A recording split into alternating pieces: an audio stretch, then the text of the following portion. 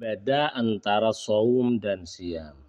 Pertama, secara bahasa, secara etimologis, secara leksikal, secara kamus. Antara saum dan siam itu tidak memiliki perbedaan. Karena berasal dari verba atau kata kerja yang sama. Soma yasumu sauman atau soma yasumu siaman yang bermakna imtina atau imsak, mencegah atau menahan.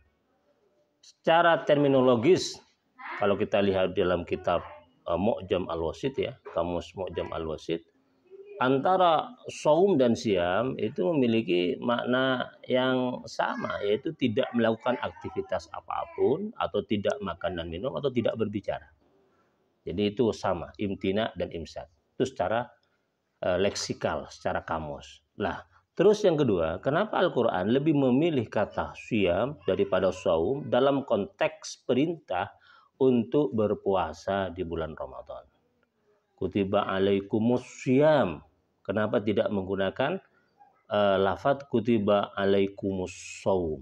Lah, disinilah kemudian ada perbedaan makna. Karena dalam ilmu sorof itu setiap ada penambahan huruf pasti menunjukkan ada penambahan makna. Ziyadatul huruf tadullu ala ziyadatul makna. Jadi kalau soma, saum, sod, waw, mim, 3 huruf. Siam, sod, ya, alif, mim, ada 4 huruf. Jadi siam itu lebih detail, lebih spesifik.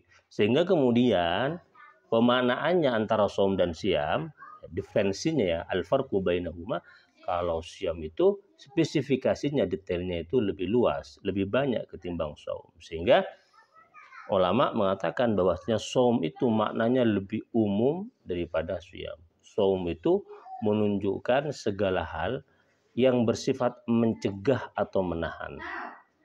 Tapi kalau siam bersifat mencegah menahan dalam kerangka syariat, yaitu tidak makan, tidak minum, atau tidak melakukan hal-hal yang membatalkan puasa.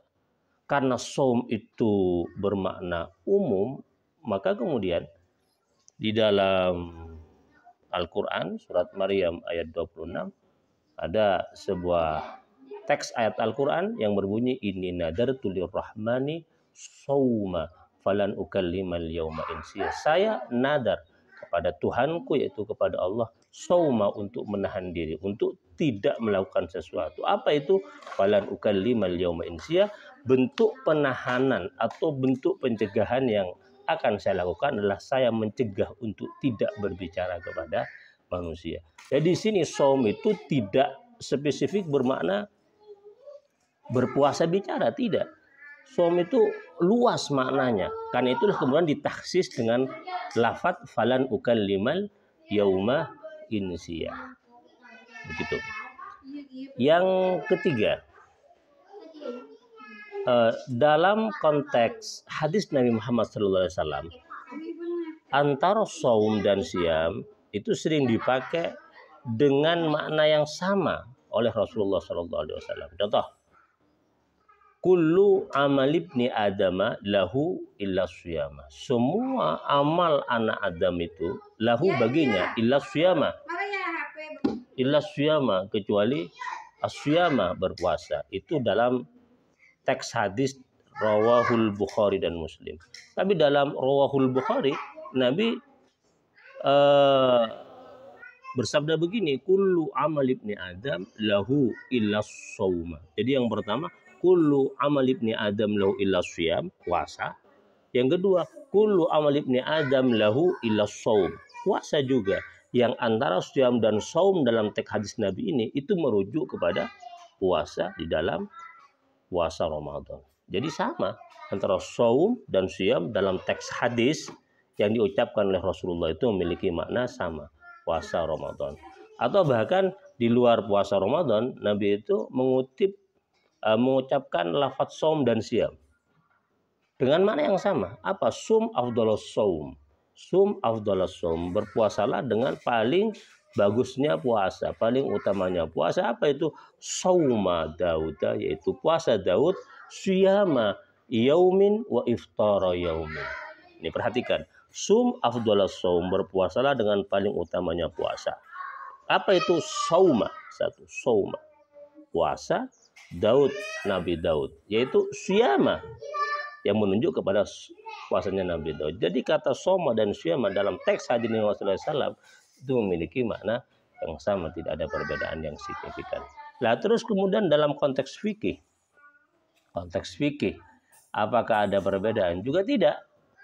Karena itulah kalau kita merujuk kepada beberapa kitab fikih yang dikalang oleh para ulama, misalnya kitab Muwatta karya Imam Malik, kitab Musnad bin Imam Syafi'i, kitab Sahih Imam Muslim, ketika beliau-beliau itu hendak menjelaskan tentang masalah puasa, maka judul babnya adalah Kitabus Syiyam. Kitabus Syiyam. Tetapi dalam Sahih Imam Bukhari dan Musnad Imam Ahmad, keduanya menggunakan Kitabus Shaum sebagai judul bab dari pembahasan puasa yang hendak keduanya bahas. Jadi antara Kitabus Shaum, Kitabus Syiyam sebagai judul bab di dalam kitab fikih itu tidak memiliki makna yang berbeda. Semuanya merujuk kepada persoalan puasa dalam syariat Islam. Jadi ini bisa dipahami bagaimana sebenarnya posisi letak makna saum dan syiyam. Bahwasanya kesimpulan terakhirnya saum dan syiyam itu sebenarnya secara etimologis saja yang memiliki perbedaan makna. Kalau saum itu lebih umum, berkaitan dengan segala hal pencegahan, penahanan diri, tidak makan, tidak minum, tidak bicara, tidak berjalan, tidak tidur, itu disebut dengan saum. Tapi kalau syiyam itu lebih spesifik, mengarah kepada puasa-puasa yang disyariatkan dalam Islam, baik puasa wajib dalam Ramadan atau puasa-puasa sunnah. Karena itulah dalam persoalan syiyam atau saum, puasa dalam bab fikih dan hadis Nabi, antara lafaz saum dan syiyam itu tidak memiliki perbedaan sama sekali. Gimana, bisa dipahami?